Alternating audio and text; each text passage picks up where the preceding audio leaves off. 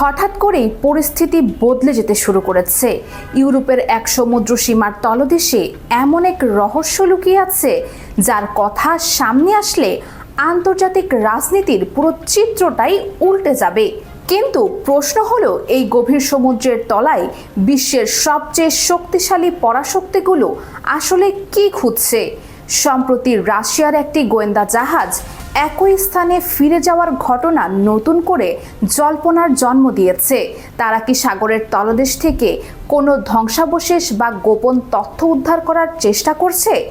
আসল ঘটনা যদি আমরা খতিয়ে দেখি, তবে বুঝতে পারবো এর পেছনে এক ভয়াবহ সত্য লুকিয়ে আছে। বিস্তারিত থাকছে প্রতিবেদনে। ঘটনার সূত্রপাত গত বছরের ডিসেম্বর মাসে স্পেনের কার্টাজেনা বন্দর থেকে প্রায় 60 মাইল দূরে রাশিয়ার একটি সামরিক কার্গো জাহাজ রহস্যজনকভাবে ডুবে যায়। কাগজে কলমে ওই জাহাজের নাম ছিল উর্সা মেজর বা স্পার্টা 3। দাপ্তরিক বর্ণনা অনুযায়ী জাহাজটিতে কয়েকটি ভারী ম্যানহোল কভার এবং ক্রেন বহন করা হচ্ছিল। কিন্তু এক আন্তর্জাতিক সংবাদ মাধ্যমের তদন্তে সামনে এসেছে একটা ভিন্ন তথ্য। তদন্তে দাবি করা হয়েছে জাহাজের আড়ালে লুকিয়ে বহন করা হচ্ছিল দুটি পারমাণবিক চুল্লি বা রিঅ্যাক্টর, যা কিনা উত্তর কোরিয়ার নেতা কিম জং উনের নতুন পারমাণবিক সাবমেরিনের জন্য পাঠানো হচ্ছিল। কিন্তু এখানেই শেষ না, এরপর যা সামনে আসে সেটাই সবচেয়ে বেশি গুরুত্বপূর্ণ। রাশিয়ার ক্যাপ্টেন ইগোর অনিসিম তদন্তকারীদের কাছে জাহাজে পারমাণবিক সাবমেরিনের রিঅ্যাক্টরে থাকার বিষয়টি স্বীকার করেছেন। এখন প্রশ্ন হলো, পুতিন কেন এই চরম ঝুঁকি নিতে বাধ্য হয়েছিল? এর পেছনে একটি বড় কূটনৈতিক সমীকরণ কাজ করছে। ইউক্রেন যুদ্ধে রাশিয়াকে সহায়তা করার বিনিময়ে কিম জং উন রাশিয়ার কাছ থেকে এই উন্নত পারমাণবিক প্রযুক্তি চেয়েছিলেন, কিন্তু সাগরের মাঝখানে চুক্তিটা কিভাবে ব্যর্থ হলো? স্পেনের তদন্ত প্রতিবেদনে একটি চমকপ্রদ তথ্য উঠে এসেছে।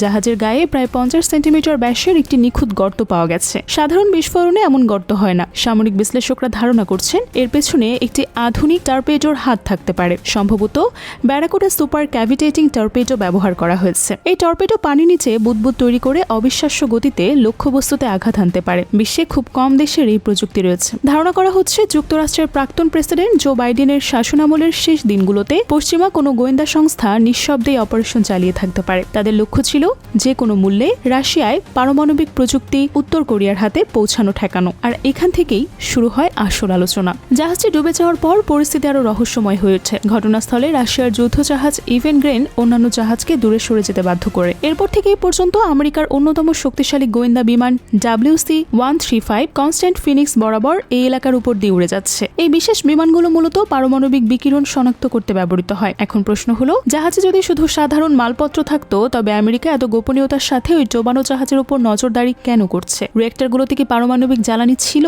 স্পেন সরকার বিষয়টি এড়িয়ে যাওয়ার চেষ্টা করলেও সত্যটা সম্পূর্ণ ভিন্ন। এই পুরো ঘটনার সবচেয়ে সংবেদনশীল দিক এখানেই। স্পেনের কার্টাজেনা হাসপাতালে উদ্ধার হওয়া রুশ নাবিকদের চিকিৎসার সময় তাদের শরীরে অদ্ভুত এক তেজস্ক্রিয় লক্ষণ ধরা পড়ে। একটি গোপন সূত্রের বরাত দিয়ে এই খবর বেরিয়ে আসার পরপরই মার্কিন পররাষ্ট্র দপ্তর স্পেন সরকারকে বিষয়টি চেপে যাওয়ার নির্দেশ দেয়। এটা পরিষ্কার ইঙ্গিত দেয় যে জাহাজটি ডোবার সময় কোনো ধরনের পারমাণবিক লিকেজ হয়। আপনার কি মনে হয়, এটা শুধু একটা কাকতালীয় যে মার্কিন সরকার এই স্বাস্থ্য তথ্য গোপন করতে চেয়েছে, নাকি এর পেছনে আরো বড় কোনো পরিকল্পনা আছে?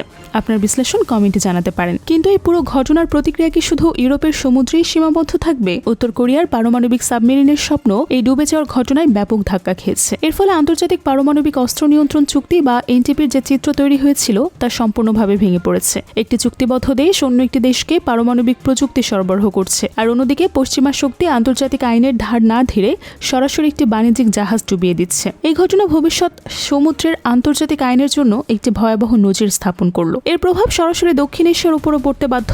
আন্তর্জাতিক পারমাণবিক দ্বন্দ্ব যখন এশিয়ায় ছড়িয়ে পড়ে, তখন সামরিক তৎপরতা বাড়তে থাকে। বিশ্ববাজারে তেলের দাম অস্থির হয়ে ওঠে। বাংলাদেশের মতো দেশ যারা সামুদ্রিক সীমানা এবং বৈদেশিক বাণিজ্যের উপর অনেকটা নির্ভরশীল, তারা এই অস্থিরতায় সরাসরি ঢেউ অনুভব করবে। পারমাণবিক অস্ত্রের প্রসার রোধে আন্তর্জাতিক সম্প্রদায় যখন ব্যর্থ হয়, তখন পুরো এশিয়া মহাসাগরে সামরিক উপস্থিতি বাড়াতে বাধ্য হয় বড় শক্তিগুলোকে। সবচেয়ে বড় ঝুঁকিটা লুকিয়ে আছে সমুদ্রের 2500 মিটার গভীরে। সে পারমাণবিক রিঅ্যাক্টরগুলো যদি কোনোভাবে ক্ষতিগ্রস্ত হয়ে সেখান থেকে বিকিরণ ছড়িয়ে পড়ে, তবে তা শুধু ইউরোপের সমুদ্রের পরিবেশের জন্যই নয়, বরং বৈশ্বিক সমুদ্রের জীববৈচিত্র্যের জন্য এক মহাবিপর্যয় হয়ে দাঁড়াবে। এই কারণে ভ্লাদিমির পুতিন গোয়েন্দা জাহাজ ইন্তারাকে আবারও সেই দুর্ঘটনাস্থলে পৌঁছেছেন। তাদের মূল উদ্দেশ্য হয়তো সাগরের তলদেশ থেকে ব্ল্যাক বক্স বা রিঅ্যাক্টরের অবশিষ্টাংশ উদ্ধার করা, যাতে পশ্চিমা বিশ্ব তাদের এই চক্রান্তের কোনো প্রমাণ হতে না পারে। এই পুরো বিশ্বের নজর সেদিকেই, যেখানে পারমাণবিক শক্তির রাজনীতি আর গোপন অপারেশনের নিঃশব্দ লড়াই চলে। পরবর্তী কয়েকদিন পরিস্থিতি কোন দিকে যায় সেটা এখন সবচেয়ে বড় প্রশ্ন। আর যদি পরিস্থিতি আরো খারাপ হয়, তাহলে এর প্রভাব শুধু একটি দেশ বা একটি মহাসাগরে সীমাবদ্ধ থাকবে না। না। সাগরের গভীরে সত্য হয়তো কিছুদিনের জন্য বালির নিচে চাপা পড়তে পারে, কিন্তু ইতিহাসের পাতা থেকে